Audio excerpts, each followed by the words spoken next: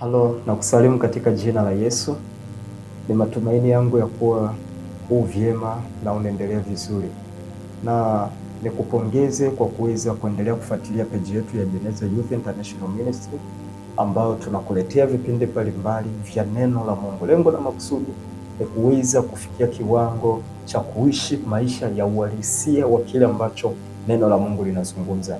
Na ikiwa tumebakiza muda mfupi ama siku chache kuelekea kuhitimisha mwaka 2025 na kuingia mwaka 2026, niko hapa kwa ajili ya kukuletea neno la Mungu ambalo litakupa nguvu ya kuweza kumaliza mwaka 2025 kwa ushindi, lakini pia kuanza mwaka 2026 ukiwa na uhakika juu ya kile Mungu amezungumza kuhusu maisha yako na familia yako na uzao wako, kazi yako, biashara na hatima ya maisha yako, ili uweze kuishi maisha ya ushindi mwaka 2026. Kitu ambacho tunaenda kukizungumzia leo, Roho Mtakatifu amenipa ujumbe juu ya kuvunja hofu na kujenga imani isiyoyumbishwa, ama kujenga ujasiri usiyoyumbishwa, na ndicho kitu ambacho tunaenda kukiangazia wakati huu. Kwa hiyo nikukaribishe, na ninamwamini Mungu ya kwamba kwa uwezo wa Roho Mtakatifu anakuongoza wakati huu na anakupa kweli ya neno la Mungu kupitia kipindi hiki katika jina la Yesu. Moja kwa moja tuende kwenye kitabu ambacho tunaenda kujifunza siku ya leo, kutoka katika kitabu cha Isaya sura ile 41 mstari ule wa 8 mpaka wa 16. Na kwa sababu ya muda wetu nitasoma mistari kadha wa kadha. Naweza nisisome mistari mingi sana, lakini ukipata nafasi hakikisha unasoma hii Isaya sura ya 41. Imekaa vizuri, ina maneno ya faraja na yenye nguvu. Nitakuelezea baadaye nini ambacho kilikuwa kinaendelea katika muktadha huu ambao tunaenda kusoma.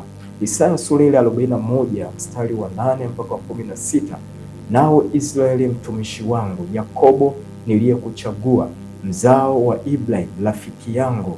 Mstari wa 10. Usiogope, kwa maana mimi ni pamoja nawe, usifadhaike, kwa maana mimi ni Mungu wako. Nitakutia nguvu, naam nitakusaidia, naam nitakushika kwa mkono wa kuume wa haki yangu. Tazama, wote walioona hasira juu yako watatahayarika na kufadhaika. Watu washindanao nawe watakuwa si kitu na kuangamia. Mstari wa 13. Kwa maana mimi Bwana Mungu wako nitakushika mkono wako wa kuume, nikikuambia usiogope, mimi nitakusaidia. Usiogope Yakobo uliyemdudu, nanyi watu wa Israeli, mimi nitakusaidia, asema Bwana, na mkombozi wako ni mtakatifu wa Israeli. Mstari wa 15 anamalizia kwa kusema, tazama nitakufanya kuwa chombo kikali kipya cha kupuria chenye meno, utaifikicha milima na kuisaga, nawe utafanya vilima kuwa kama makapi. Nataka nirudie mstari wa 15. Ni neno la kinabii hili la kumpa mtu nguvu ya kwenda kutazama mwaka 2026 kama mwaka wa mafanikio, mwaka wa ushindi.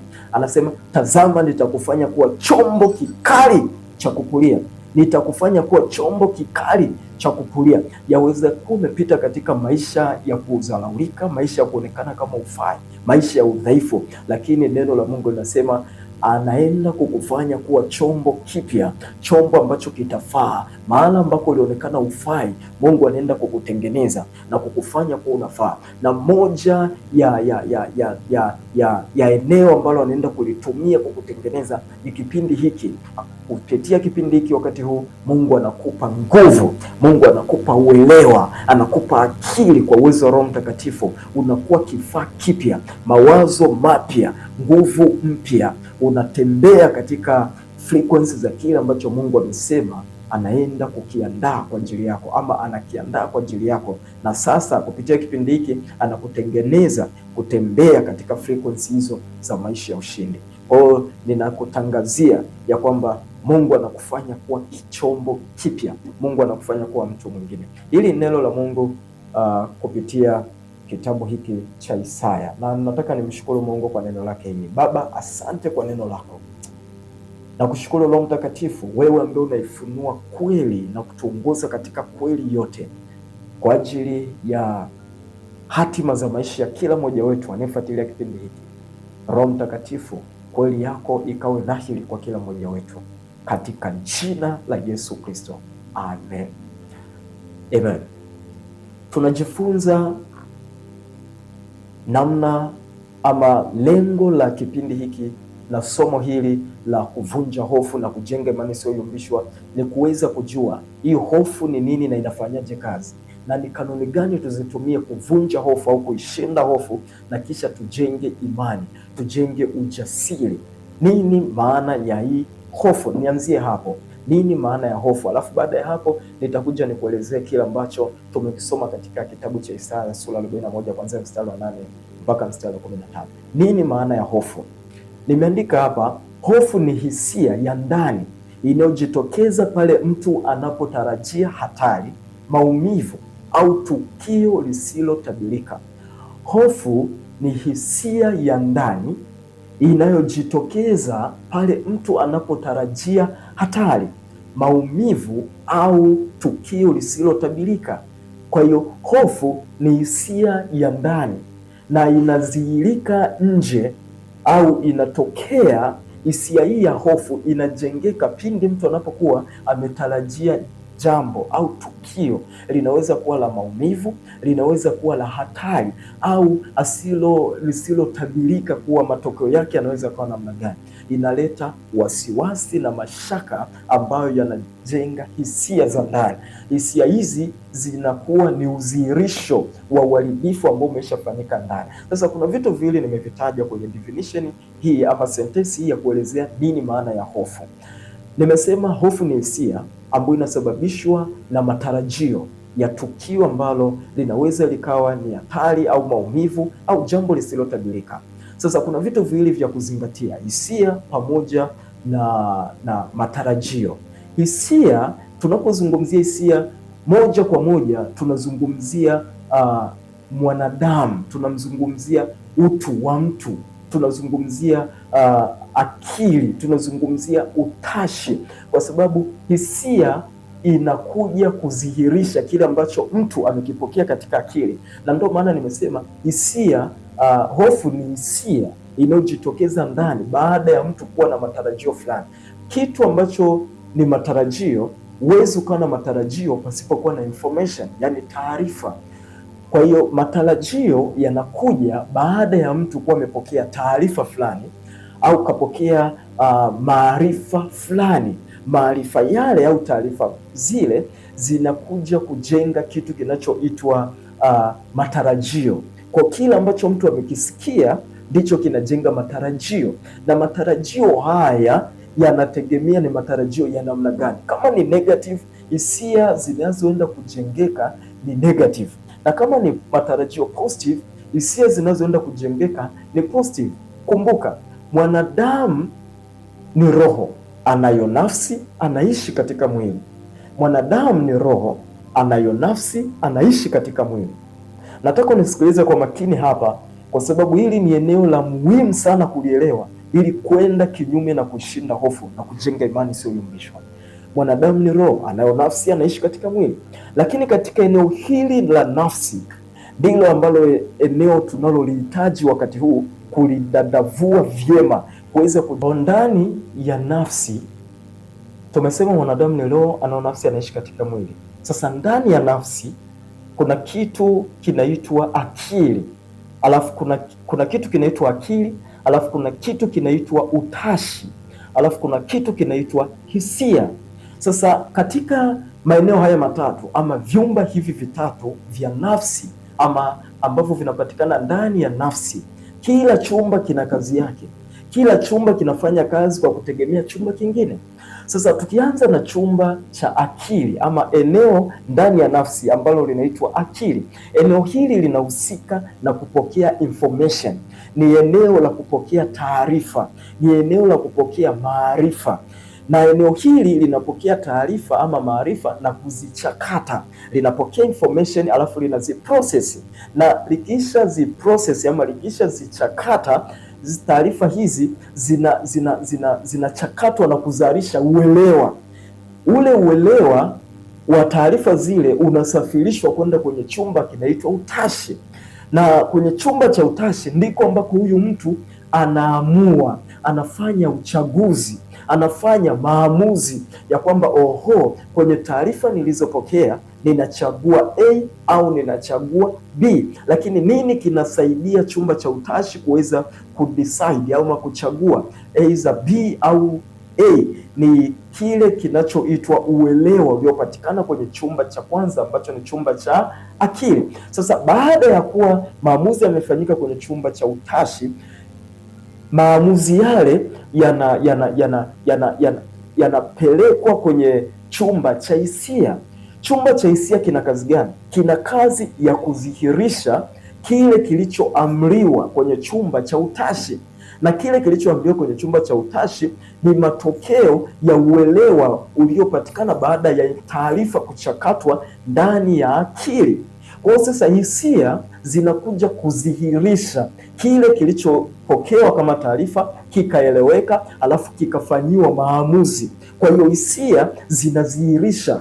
Ndipo maana unakuja kuona huyu mtu anapata hisia za hasira, huyu mtu anapata hisia za uchungu, huyu mtu anapata hisia za furaha, huyu mtu anapata hisia za huzuni na kadhalika. Hisia hizi zote za namna mbalimbali zinategemea taarifa ambayo imeingia kwenye akili ya mtu, alafu ikachakatwa, ikaenda kufanyiwa maamuzi, na baada ya hapo inaenda kutafasiriwa kwenye eneo la hisia. Hisia inachukua taarifa zile, inazitafasiri nje.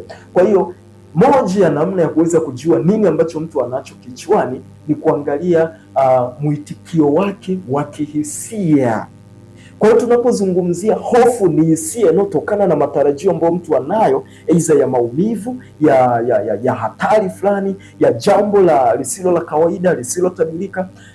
Maana yake ni kwamba huyu mtu kapokea taarifa ambazo zimesheheni hatari, zimesheheni maumivu, zimesheheni sintofahamu, zimesheheni hali ya wasiwasi na mashaka. Kwa hiyo zinapelekea huyu mtu kuweza kutafakari taarifa hizo mbaya au taarifa hizo za maumivu, taarifa hizo za hatari, kisha anazifanyia maamuzi, alafu zinadhihirishwa kupitia hisia. Kwa hiyo unaona huyu mtu anaanza kuwa ana hisia za hofu zinazozilika kama kutetemeka, zinazilika kama tumbo kuuma, mtu anashikwa na kuhara ghafla, mtu anaanza kutetemeka, mtu kichwa kinauma na kadhalika na kadhalika. Ni nini? Ni matokeo ya taarifa alizonazo ambazo zimejengeka ndani yake, ni taarifa za hatari, taarifa za uchungu, taarifa za maumivu. Baada ya pale zikafanyiwa maamuzi, na huyu mtu kwenye chumba cha maamuzi akachagua,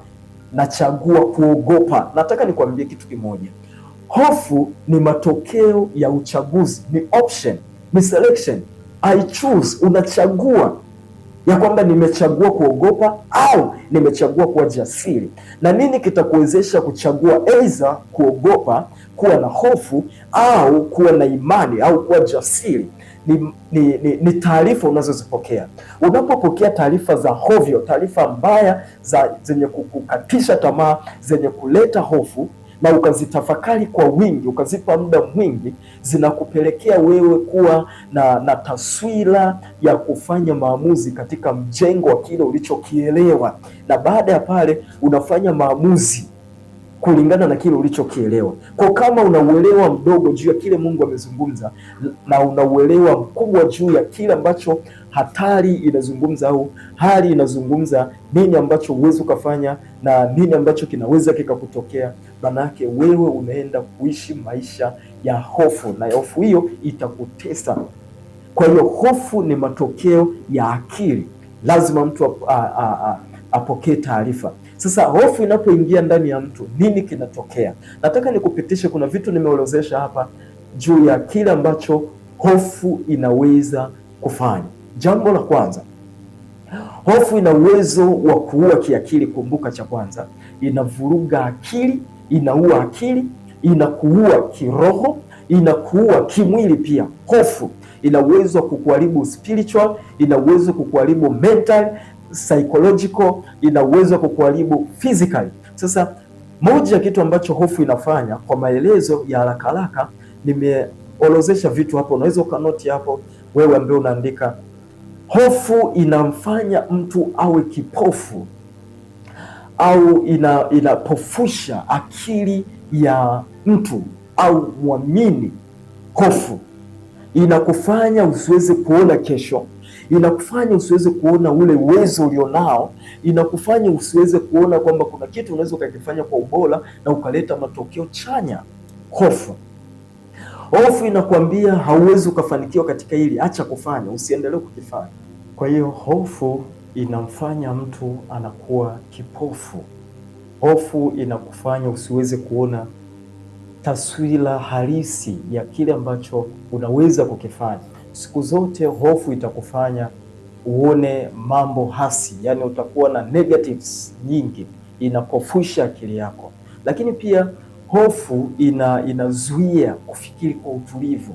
Kwa hiyo katika kukupofusha huko, manake inakunyima ule utulivu, inakuondolea ule uwezo wa kufikiri, uwezo ukaona mbele. Kwa hiyo kama unapaswa uone futi 50 unaona futi 2 kwa sababu ya hofu. Uwezi ukatazama kule, uwezi ukafika kule. Wewe saizi yako ni hapa hapa, ndio mipaka yako ya kufikiri, hapa ndio mipaka yako ya kufanya maendeleo, hapa ndipo unapoishia. Kwa hiyo kufikiri kwako kunaendana na kile ambacho hofu imetawala katika akili ya kwako.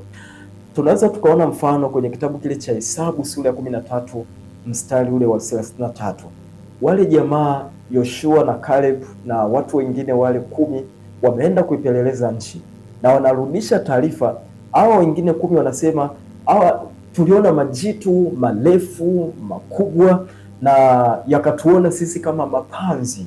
Nini ambacho wao walikuwa nakizungumza ambacho ni tofauti na Yoshua na Caleb walikuwa kikizungumza? Hao wengine walikuwa na ujasiri, hao wengine walikuwa na hofu, na ile hofu ndio iliyowapelekea wao kujiweka kwenye kundi la mapanzi. Hamna mtu aliwaambia nyinyi ni mapanzi, hamna mtu aliwaambia nyinyi ni mfano wa mapanzi, lakini ile hofu ikawapelekea wao kujiona kuwa ni mapanzi, wao kujiweka kwenye kundi kwamba hawawezi, wao kujiona kwenye kundi la kwamba hawana nguvu ya kuweza kuiteka ile nchi, kuingia katika ile nchi na kukaa kama Bwana alivyowaambia. Lakini wakarudisha taarifa mbaya zilizojaa hofu na wakataka kupandikiza hofu kwa watu wengine pia. Lakini Yoshua na Caleb wao walikataa ile akili ya hofu, hawakuwa na hofu wao. Kwa hiyo wakazungumza zaidi ya kawaida, wakatazama na kuona hapana, haijalishi hao watu ni warefu kiasi gani, lakini tuna uwezo wa kuteka hii nchi madam ni Bwana amesema. Kwa ujasiri wao ulikuwa ni juu ya kile ambacho Mungu amezungumza. Lakini hawa kwa sababu taarifa zao walizokuwa nazo katika akili zilikuwa zimejaa nini hawawezi kufanya na nini ambacho ni finyu wanaweza kufanya, kikatengeneza hofu. Walipokutana na vizuizi vile wakaona hawawezi kuvuka pale. Hofu inapofusha akili, hofu inapofusha ama inaua uwezo wa kufikiri, inakufanya unadorola katika kufikiri. Lakini hofu inavuruga hatima ya mtu ama inaharibu hatima ya mtu. Hofu itakufanya ufikiri kwamba una mpango wa kujenga nyumba. Hauwezi kujenga nyumba kirahisi kwa kazi hiyo, kwa mshahara huo au kwa uwekezaji huo, huwezi.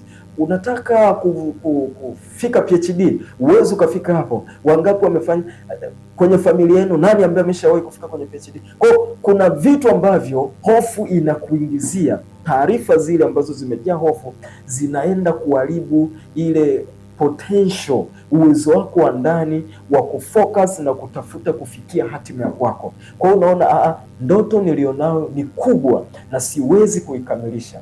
Maono nilionao ni makubwa na siwezi kuikamilisha. Sina fedha kuweza kuanzisha taasisi ile, sina fedha kuweza kusimamia mradi wa aina fulani, sina elimu kuweza kusimama kwenye kundi fulani, sina elimu kuweza kuwa kiongozi.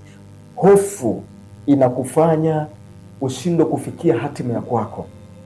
Unaona kwamba uwezi ukafika kule. Kwa hiyo inakutazamisha mazingira ya kwamba mazingira yako yanasema nini. Kwa hiyo ukisema kwamba nataka niwe mwanafunzi bora chuoni, niwe mwanafunzi bora katika kozi fulani, kama wewe ni mwanachuo hapo ulipo, hofu inakwambia hapana, angalia mazingira yako. kwenye mazingira unaoishi ni mazingira ya taabu, hauna fedha hapa chuoni, hauna resources ambazo zinatakiwa kukufanya kuwa mwanafunzi bora, kukufanya kuwa mwanafunzi ambaye anaweza akawawakilisha wanafunzi wengine katika njia bora, wewe mazingira yako ni magumu. Hofu ina tabia kukutazamisha kwenye mazingira. Mwisho wa siku unaona, hapana, kumbe siwezi nikafika kwenye destiny. Kuna watu ambao wameandikiwa kufika kwenye hatima, lakini hapana, ni nguvu ya hofu inaharibu hatima. Lakini hofu ina uwezo wa kuharibu mwili wa mtu. Mtu akishaingiwa na hofu, pressure, madonda ya tumbo, kuna vitu vinaingia, magonjwa mbalimbali ambayo yanatokana na hofu, kukosa usingizi, kichwa kuuma na kadhalika. Watu wengine kwa sababu ya hofu anatetemeka mpaka na wengine haja ndogo zinatoka kwa sababu ya hofu. Lakini pia hofu ni mlango wa shughuli zote za kipepo. Hofu ni mlango wa shughuli za kipepo. Wachawi wanategemea hofu ya kwako, majini yanategemea hofu ya kwako. Hofu ni kama master key ya kuruhusu shughuli zote za kichawi, shughuli zote za kipepo, mamlaka za giza zinategemea mlango wa hofu uweze kuwa wazi. Kwa hiyo hofu ni kama nyenzo ya kualika nguvu za giza kujaribu kumtesa mtu ama kuingia kwenye maisha ya mtu na kumtawala. Na hofu hii si tu inakuja, kuna roho ya hofu ambayo inafanya kazi ya kuweza kuleta hofu, inapushi kuhakikisha kwamba hofu inatawala maisha ya mtu.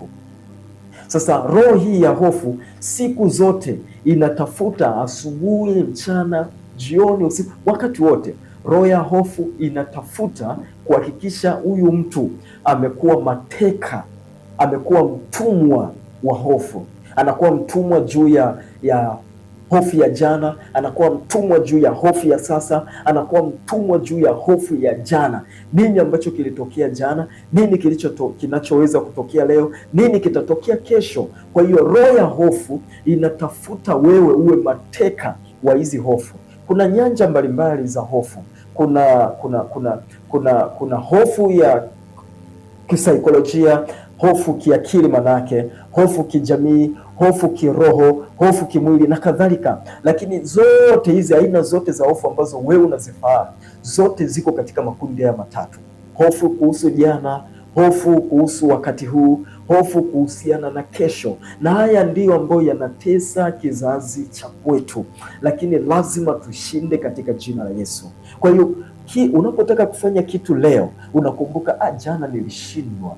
Kwa hiyo unapoanza kuwaza, unajua mwaka labda ulikuwa na mipango mwaka 2025, unakumbuka mwaka 2024 nilipanga mipango kama hii na sikuweza kuitekeleza, haikufanikiwa, nilifeli. Vipi na leo nitafeli kama mwaka uliopita? Na hiki ndicho ambacho kinaenda kutokea. Tunaenda kuingia mwaka 2026, lakini adui anachokifanya kupitia roho hii ya hofu ni kuweza kukutafakarisha juu ya kufeli kwako, juu ya makosa yako, juu ya kuaibika kwako mwaka 2025, ili uweze kuwa na hofu ya kutosimama mwaka 2026. Kwa hiyo anakufanya unakuwa mateka juu ya jana yako. Nini ulifeli, nini ulikosea, ndicho ambacho kitatokea na leo. Wakati huu watu wanazungumza nini? Watu watakuonaje? Unaenda kuaibika. Unakumbuka jana uliaibika na leo utaibika. Kesho itakuwaje? Nitaaibika kama nilivyoaibika sasa? Nitaaibika kama nilivyoaibika jana? Itakuwaje? Nani atanisaidia? Nani atanilipia ada ya kwangu kama mwaka huu nimehangaika? Kwa hiyo roho ya hofu inakupelekea kuwa mtumwa wa hofu hizi, lakini nakutangazia katika jina la Yesu, hautabaki kuwa mateka wa hofu hizi. Hautabaki kuwa mateka wa hofu ya jana, hautabaki kuwa mateka wa hofu juu ya wakati huu, hautabaki kuwa mateka wa juu ya mwaka ujao 2026. Sasa kama hizi ndio hofu, na roho ya hofu inatenda kazi kuhakikisha kwamba inatuangusha chini na kutufanya kuwa mateka, tusiweze kuona nuru, nini ambacho tunaweza tukakifanya, ama ni kanuni zipi za kutumia kuhakikisha tunavunja roho hii ya hofu, tunavunja na kushinda hofu na kujenga ujasiri wa kiungu, kujenga imani isiyoyumbishwa. Hizi ndizo kanuni ambazo naenda kukupatia hapa. Kanuni ya kwanza ni lazima uwe mtu wa neno. Lazima uwe mtu wa neno. Kuwa mtu wa neno, lazima ujifunze neno la Mungu, lazima ulijue neno la Mungu. Kwa nini? Katika kitabu cha Isaya 41 ukisoma mstari wa 10 pale, Mungu mwenyewe anamwambia Isaya, na wakati anazungumza na Isaya nilikwambia kwamba kwenye utangulizi pale nitakupa dondoo ya kile kilichokuwa kinaendelea hapa katika sura hii ya 41. Mungu anazungumza na nabii Isaya kinabii juu ya kile kitakachotokea miaka ijayo. Wakati anazungumza maneno haya ambayo tumeona kwenye sura ya 41, si kwamba walikuwa kwenye tukio tayari, ila ulikuwa ni utabiri, mwendelezo wa utabiri ama unabii wa kile kinachoenda kutokea miaka ijayo, kwa sababu ulikuwa ni wakati ambao wana wa Israeli wamemwacha Mungu, wameshindwa kuendelea kumtii Mungu. Mungu anazungumza juu ya maonyo kwamba inabidi warejee, lakini kwa sababu wameshupaza shingo za kwao, Mungu anatoa unabii kupitia Isaya na ametoa kupitia manabii wengine pia ya kwamba mtaenda utumwani, na kwenye Yeremia anawaambia wataenda utumwani kwa muda wa miaka 70.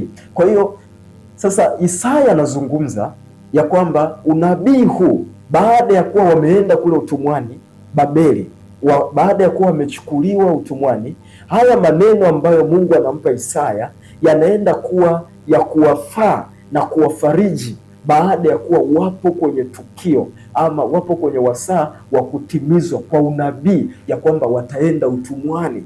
Kwa Mungu hakuwaacha waende utumwani, ila pia aliandaa namna ambavyo itawasaidia, itawafariji na itawapa kusimama kwa upya tena kumtazama Mungu.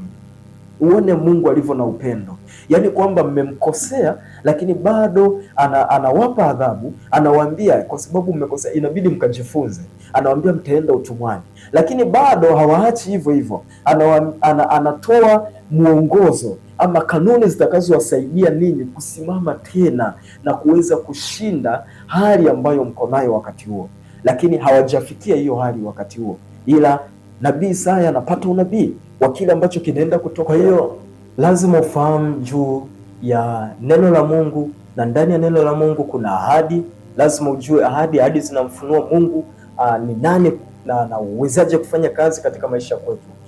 Uzoefu ambao tunaupata ndani ya neno la Mungu, kanuni ambazo tunazipata, zote hizi zinatusaidia kuweza kujua Mungu ni nani kwetu, Mungu anafanyaje kazi na namna gani sisi tunaweza kukaa katika frequency za kile Mungu amesema. Kama tukikaa tunaweza kupokea uhalisia wa kile ambacho Mungu amezungumza kwa ajili ya maisha kwetu. Lakini pia kujua upendo wa Mungu kuna kutenga mbali na hofu, kuna kufanya uwe na ujasiri, kuna kupa kushinda. Mtoto na baba yake, mtoto anapokuwa na baba au na mama, anaamini ya kwamba mama yake anampenda, na baba anapokuwa anamuonyesha upendo huyu mtoto, au mama anapomwonyesha upendo huyu mtoto, mtoto anakuwa na ujasiri ya kwamba nipo sehemu salama, baba anachukua umakini kwa ajili yangu, au mama anachukua umakini kwa ajili yangu. Kwa hiyo uelewa juu ya upendo wa Mungu kwenye maisha yangu unanifanya niwe na ujasiri usio kawaida. Uelewa wa upendo wa Mungu juu ya maisha kwako unakufanya uwe na imani isiyo ya kawaida.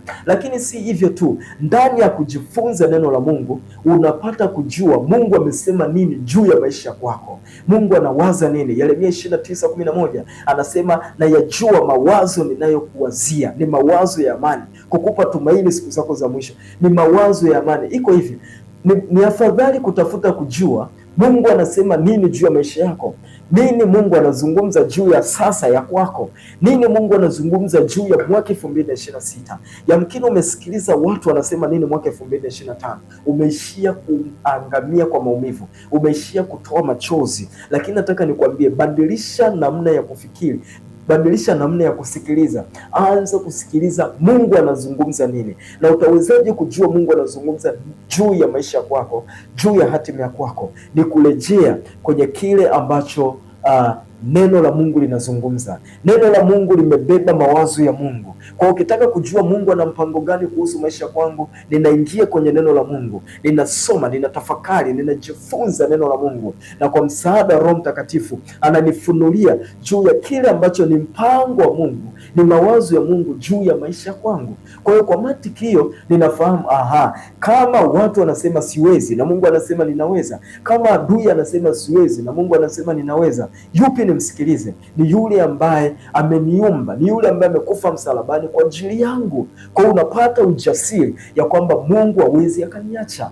Lazima ujue Mungu amesema nini kwa habari ya maisha yako. Usipojua Mungu amesema nini kuhusu wewe, usipojua Mungu ana mpango gani kuhusu wewe, utajikuta unaangamia kwa hofu. Hofu itajengeka katika maisha yako. Hakuna kitu kibaya kama kuishi kwa kutegemea watu wanasema nini kwenye maisha yako, watu wanapanga nini juu yako, watu wanazungumza nini, wana plani gani juu ya kwako, watu wanakudefine namna gani. Ni kitu ambacho kitakufanya uishi maisha ambayo ni feki, na hii ndio sababu ya hofu. Kwa nini ni muhimu kujua kile ambacho neno la Mungu linasema? Ni muhimu kuelewa kwa nini. Kwa sababu hofu chanzo chake ni ujinga. Hosea 4:6 anasema watu wangu wanaangamia kwa kukosa maarifa. Chanzo cha hofu ni ujinga, kukosa maarifa. Ujinga ni kukosa maarifa. Unaweza ukasema mimi nina PhD, mimi nina masters, mimi ni mwanachuo, mimi No. Sizungumzi PhD hapa, sizungumzi masters hapa. Kuna watu wameenda vyuo vya Biblia. Nimekuwa kwenye chuo cha Biblia, ninajua ninachokizungumza.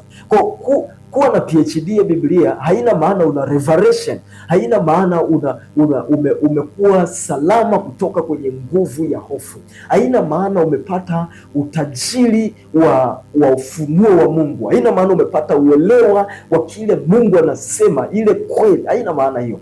Kwa hiyo unaweza kuwa na PhD ya Biblia na bado ukaishi ndani ya hofu, kwa sababu hofu ni chanzo chake ni ujinga, na ujinga ni kukosa maarifa. Na si tu kukosa maarifa, wakati mwingine unaweza ukapata information nyingi, ukapata maarifa mengi, lakini yakawa ni incomplete knowledge, incomplete information. Unapata maarifa ambayo ni nusu. Maarifa nusu au kukosa maarifa, vyote ni sawa, haviwezi kukusaidia. Vyote vitakuweka kuwa mateka wa hofu. Hosea 4:6. Acha nikusomee katika Biblia moja ya NLT ambayo New Living Translation. Yenyewe inasema hivi: My people are being destroyed because they don't know me. They don't know me. Watu wangu wanaharibiwa kwa sababu hawanijui mimi.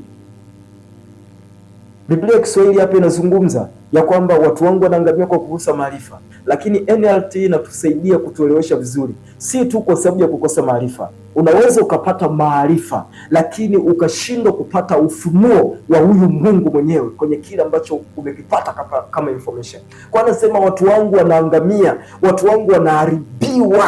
My people are being destroyed because they don't know me. Watu wangu wanaangamizwa, wanaharibiwa, wanateswa, wanafungwa na vifungo vya giza, hatima zao zinaharibika, wanakufa bila kutimiza kile ambacho nimewaambia kwacho, kwa sababu ya hofu. Hofu, na hofu imekuja kwao kwa sababu hawanijui mimi. Hofu ni silaha ya maangamizi ambayo anaitumia Ibilisi. Watu wangu wanaangamia kwa sababu wamekuwa wajinga. Kwa hiyo ujinga wao umekuwa ni nyenzo ya adui kutengeneza hofu kwenye maisha kwao, ambao hii hofu imekuwa ni kisu, ni silaha ya kuchinja waamini ambao kila siku wanaenda kanisani, kila siku wanabeba Biblia zao kubwa, lakini ule ufunuo wa kweli ya Kristo haumo ndani yao. Na hii ndio maana adui, sikia, adui haogopi juu ya nini, maarifa, mistari kiasi gani unayo. Adui haogopi juu ya uwezo wako wa kusoma Biblia mwanzo mpaka Ufunuo, ila adui anapata shida pale ambapo una maandiko ambayo unayafahamu, lakini hujaishia kwenye maandiko. Umepata revelation, umepata ile truth, umepata kweli. Kweli ni ufunuo wa neno la Mungu, ama kweli ni ufunuo wa Mungu mwenyewe ndani ya neno lake. Kwa tunachokihitaji si tu maarifa, hapana. Tunachokihitaji ni ile kweli, si tu maarifa. Anasema watu wangu wanaangamia kwa sababu hawanijui. Watu wengi wamepokea information. Ndio maana leo hii waamini wanaenda kanisani kila siku, lakini mateso yako pale pale. Waamini wanaenda kanisani kila siku, lakini ukija kusikiliza lugha zao wakiwa wenyewe, wakiwa kwenye kona ambayo yuko mwenyewe, unaweza ukashika kichwa ukasema, oh, kanisa liko ICU. Kwa sababu waamini ama makanisa yetu, sisi wachungaji tumekuwa ni watu wa kufanya motivation. Sikia, motivation ina kazi moja, haina uwezo wa kukusaidia kuendelea katika safari. Motivation inakusaidia kuanza safari, lakini unapoendelea na safari, you don't need motivation again. Unahitaji nguvu, unahitaji revelation, unahitaji ufunuo wa kweli ya kile ambacho Mungu amezungumza, ili uweze kuendelea mbele na safari ya maisha ya wokovu. Kwa hiyo ukiendelea kupokea motivation kila siku unahitaji kuhamasishwa, kuamshwa. Mwisho wa siku tunakuwa na watu ambao wakati wa ibada, amen, haleluya, nimepokea, lakini anaporudi nyumbani siku ya kwanza, siku ya pili, au masaa kadhaa, adui anamletea yale mawazo. Ulikuwa unasemaje? Haleluya, hebu sema tena. Ulikuwa unasemaje? Nimepokea, nimebarikiwa, hebu sema tena.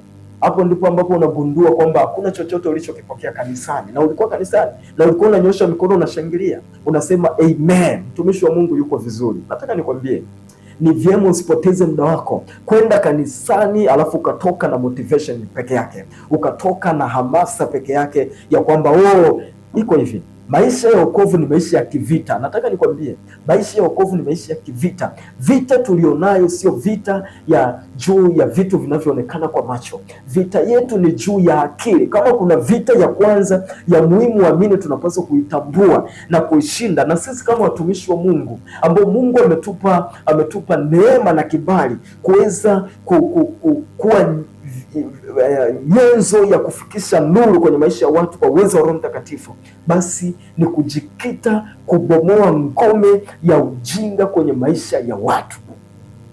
Nataka nikupeleke kwenye andiko. Paulo ametusaidia vizuri katika Wakorintho wa pili sura ile ya 10 mstari wa 3 mpaka wa 6. Anasema, maana ingawa tunaenenda katika mwili, hatufanyi vita kwa jinsi ya mwili.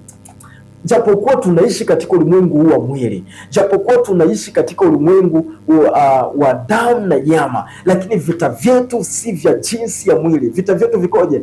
Maana silaha za vita vyetu si za mwili, bali zina uwezo katika Mungu hata kuangusha ngome. Zina uwezo katika Mungu. Silaha zetu ni za kiroho, ni za kimungu, kuangusha ngome. Sasa hii ngome ni nini? Ngome anayoizungumzia hapa ni nini? Ambayo silaha hizi tunazozitumia ametaja pale katika kitabu cha Waefeso kwamba kuna kweli, kuna chapeo ya wokovu na kadhalika na kadhalika. Lakini hii ngome ni nini? Ngome ni information ambazo zimeingia kwa mtu, amezipokea katika akili, na alafu zikajenga belief system, zikajenga mfumo wa kuamini kwa huyu mtu, na ule mfumo wa kuamini ndio unaitwa ngome. Na mfumo huu wa kuamini unajengwa na information kutoka vyanzo mbalimbali. Taarifa ama maarifa haya yanayoenda kutengeneza ngome ya imani kwa mtu, ambayo sasa Paulo anasema tunaenda kushindana na ngome hii. Tunatumia silaha ambazo tumepewa katika neno la Mungu kuangusha hizi ngome.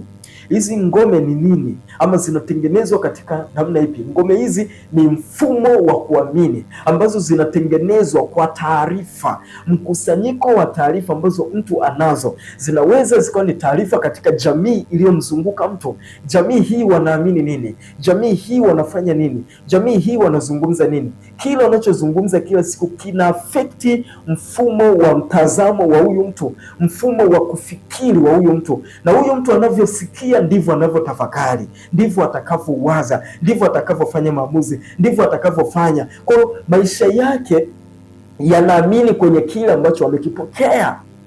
Kweli ya neno la Mungu, kweli ni ufunuo wa Mungu mwenyewe katika neno la kwake, au kutoka kwenye neno la kwake. Na tunahitaji ufunuo wa kile Mungu amezungumza juu ya maisha kwetu.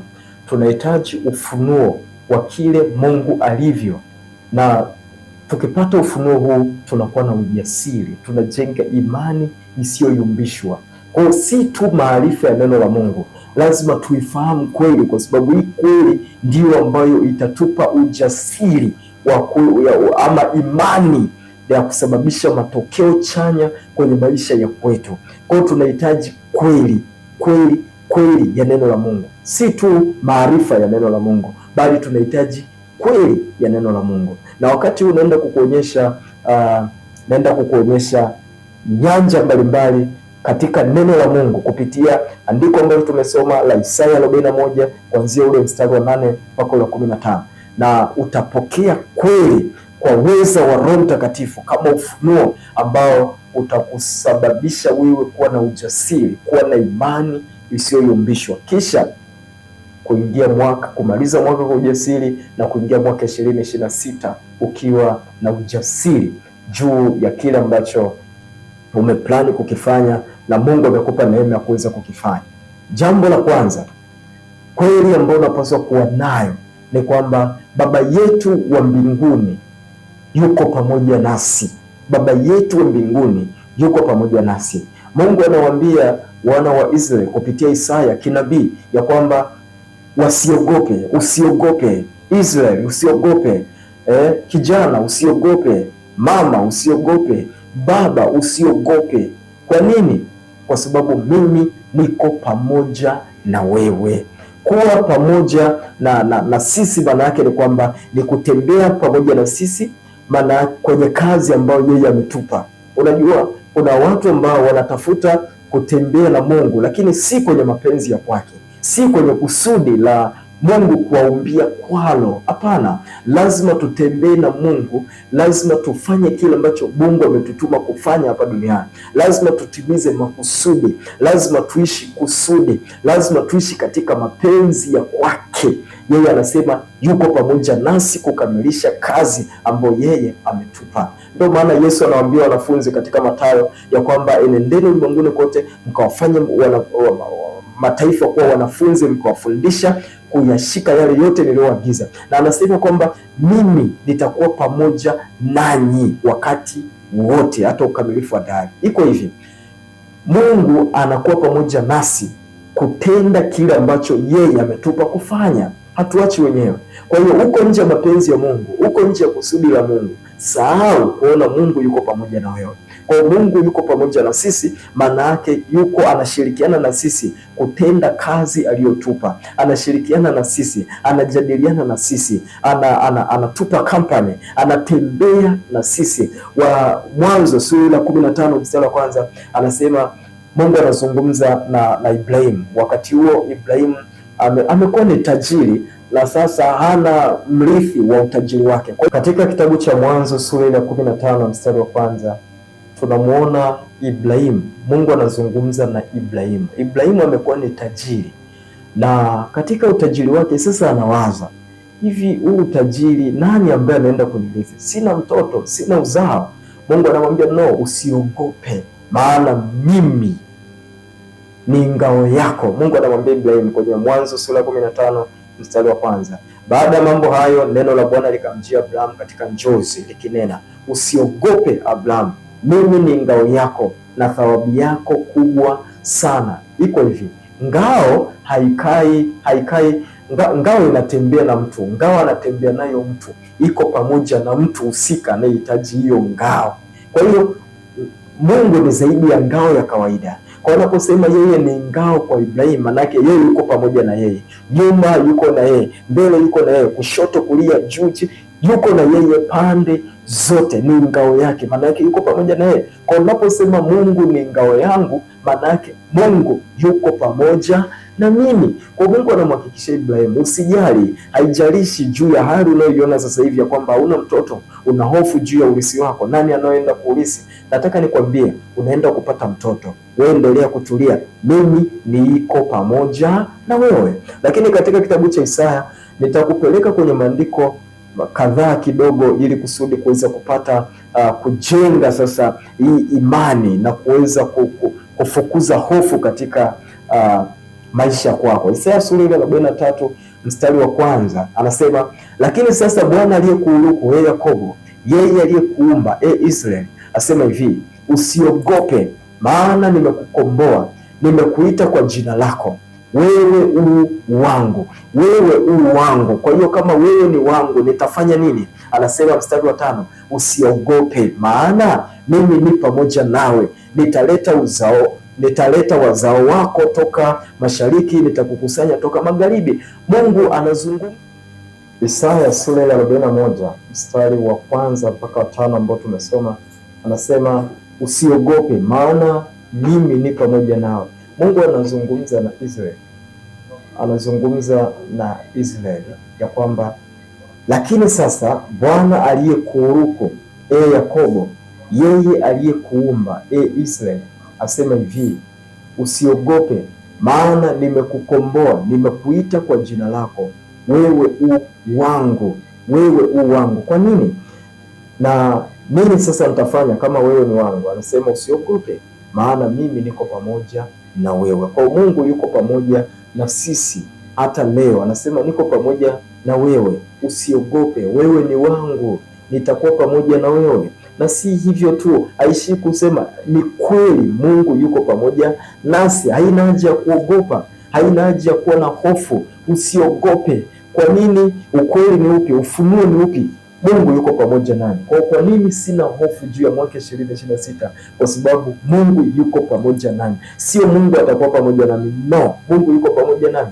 Ninaenda kuvuka naye mwaka 2025 na Mungu ananiongoza juu ya mwaka ujao. Danieli ukisoma kitabu kile cha Daniel, tunamwona Shadrach, Meshach na Abednego. Vijana watatu ni mfano mzuri juu ya Mungu kutembea na watu wanaompenda, Mungu kutembea na watu wake.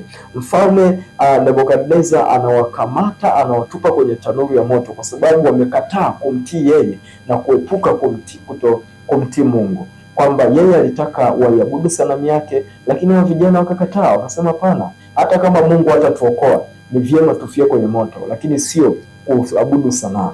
Mfalme akakasirika, akawabeba, akaamuru watupwe kwenye tanuru ya moto. Nini kinatokea?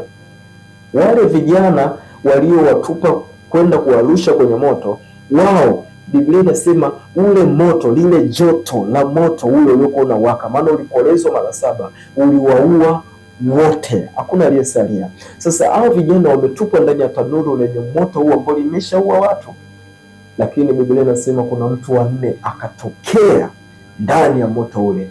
Mungu akajitokeza mwenyewe, akapita pamoja nao kwenye moto. Kwa hiyo wakati wote unapopita katika machozi, unaona ni kama moto unawaka, mbona ni kama niko kwenye joto kali, changamoto za kimaisha, biashara haiendi vile unavyotaka, kazi inakuchanganya, uzao unakuchanganya, lakini Mungu anasema niko pamoja nawe. Iko hivi, kupita kwenye changamoto tutapita, kwa sababu ni sehemu ya sisi kuimarika na ni sehemu ya sisi kuweza kumdhihirisha Mungu wetu katika utukufu wa kwake. Kwa hiyo Mungu anapita na sisi, sio kwamba anatuacha katika changamoto ambayo tunaipitia. Mungu yuko pamoja na sisi. Warumi sura ya 8:31 anasema, basi tuseme nini juu ya hayo? Mungu akiwapo upande wetu, ni nani aliye juu yetu?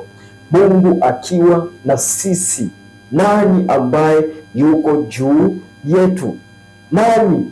Kama Mungu yuko upande wetu, kama Mungu yuko pamoja na sisi, ni nini kinaweza kikaja kuwa kinyume nasi? Nini kinaweza kuja kwa juu yetu kutuondoa katika amani yetu hii pamoja na Mungu wetu? Hakipo. Isaya sura ya 43 mstari wa 2 anasema, upitapo katika maji mengi nitakuwa pamoja nawe, na katika mito haitakugharikisha. Uendapo katika moto hutateketea, wala mwali wa moto hautakuunguza. Upitapo katika maji mengi, maji hayatakugharikisha. Hii si tu haimaanishi kwamba unapita kwenye maji literally au katika maji halisi au moto halisi, hapo unaruka moto, utaenda kuungua. Ni viwango vya changamoto, viwango vya matatizo, viwango vya mapito. Anasema katika mapito yote, haijalishi ni mapito yenye ukali kama moto, mimi niko pamoja na wewe. Haijalishi ni mapito yenye ukali kama maji yanayotaka kumzamisha mtu, mimi niko pamoja na wewe. Na kama niko pamoja na, kwa hiyo changamoto yoyote, kiwango chochote ambacho ni mapito unayoyapitia, ama kiwango chochote cha mapito unayopitia, Mungu yuko pamoja na wewe. Katika kitabu cha Yoshua 1:9 anasema, je, si mimi niliyekuamuru uwe hodari na moyo wa ushujaa? Mungu anamuuliza Yoshua, si mimi niliyekuamuru, si mimi niliyekuamuru uwe hodari, si mimi niliyekuambia uwe jasiri na mwenye moyo wa ushujaa, uwe imara? Maana yake mimi ndiye nimekuambia. Kama ni mimi ndiye nimekuambia uwe jasiri, maana yake mimi ninajua nini naenda kufanya kwa ajili yako. Maana yake mimi ninajua nitakuwa pamoja nawe. Kwa hiyo wewe usiogope. Nini cha kukupa hofu? Ndicho Mungu anakuambia hata na wewe leo. Kwa nini unaogopa juu ya mwaka ujao? Kwa nini unaogopa juu ya mambo yaliyotokea, unahisi yataenda kutokea tena, mambo mabaya? Hapana, mimi niko pamoja na wewe, asema Bwana. Kwa nini sasa anasema usiogope? Anasema usiogope wala usifadhaike, kwa kuwa Bwana Mungu wako yu pamoja nawe kila uendako. Mungu anamwambia Yoshua, Bwana Mungu wako yuko pamoja na wewe kokote kule unakoenda. Kwa hiyo usiogope, uwe na moyo wa ushujaa, uwe hodari. Mathayo sura ya 1:23 anasema, tazama bikira atachukua mimba, naye atazaa mwana, nao watamuita jina lake Emmanuel, yaani Mungu pamoja nasi. Mungu pamoja nasi, Emmanuel. Huyu Yesu Emmanuel anaitwa Mungu pamoja nasi. Mungu akaacha enzi na mamlaka, utukufu na heshima mbinguni, akashuka kwa ajili ya kuhakikisha anakuwa na sisi, na akaona bado itoshi kuwa na sisi katika hali ya mwili. Bado mwili ulikuwa unampa limitation ya kuwa pamoja na yeyote atakayemwamini. Kwa hiyo ikabidi Roho Mtakatifu aje baada ya yeye kufa pale msalabani. Kwa hiyo Roho Mtakatifu anakuja kukaa na sisi. Kwa Yesu yuko na sisi kwa uwezo wa Roho Mtakatifu wakati wote. Mungu yuko pamoja na sisi tunapomwamini Yesu kwa Bwana na Mwokozi wa maisha yetu. Changamoto yote tunayoipitia, tunajua kwa sababu tumemwamini Kristo, Mungu yuko pamoja nasi. Roho Mtakatifu anatusaidia. Na wewe leo unaweza kuwa unapita katika utata, unahisi ni kama mwaka umekuwa mrefu, hizi siku zilizobaki unahisi ni bora mwaka uishe, historia yake ipite, kwa sababu ya mambo ambayo pata maumivu uliyokutana nayo, machozi uliyoyatoa mwaka 2025. Unahisi kwamba umechoka na kukata tamaa, na bado una hofu juu ya mwaka ujao utakuwaje, ni namna gani utaingia mwaka mpya. Kwa hiyo hauna haja ya kuwa na hofu. Najua una hofu nyingi juu ya kesho, hofu juu ya kile kilichotokea, hofu juu ya mambo, mazingira ulionayo wakati huu, hofu juu ya nini kitatokea mwaka ujao. Nataka nikwambie njia pekee ya kukabiliana na hofu hii na kuiondoa na kujenga maisha ya imani na ushindi, vaa ujasiri kwa kumpa Yesu maisha yako, awe Bwana na Mwokozi wa maisha yako. Yeye atatembea pamoja na wewe na utashinda nguvu ya hofu, na utaenda kinyume na kila aina ya kizuizi kinachokuzuia na kukufanya uone kushindwa mwaka 2026. Kama uko tayari kumpa Yesu maisha kwako, hii ni fursa. Hakuna njia nyingine ya kukufanya uende kinyume na hofu zaidi ya kumpa Yesu maisha kwako. Nataka nikuongoze. Kama uko tayari, unaweza kuona mtazamo, unasema nami niko tayari, nimeishi katika hofu lakini niko tayari kuvunja hofu. Roho Mtakatifu anavunja roho ya hofu, kwa sababu yeye ni roho aliyebeba nguvu, ni roho wa ujasiri. Kwa hiyo anatupa ujasiri na amani katika maisha kwetu. Kwa kumwamini Yesu utampokea Roho Mtakatifu ambaye atakuwezesha kuishi maisha ya ujasiri na imani isiyo ya kawaida. Kama uko tayari, unaweza kufuatisha sala hii. Bwana Yesu, niko mbele zako, naomba unisamehe, futa jina langu katika kitabu cha hukumu, andika jina langu katika kitabu cha uzima, na mkataa shetani na kazi zake zote. Kuanzia leo nafanya maamuzi ya kuwa na wewe Yesu. Ninakupenda, nimekuchagua wewe. Asante kwa neema hii ya neno la kwako, nimechagua kukuamini. Ee Bwana Yesu, nipe nguvu ya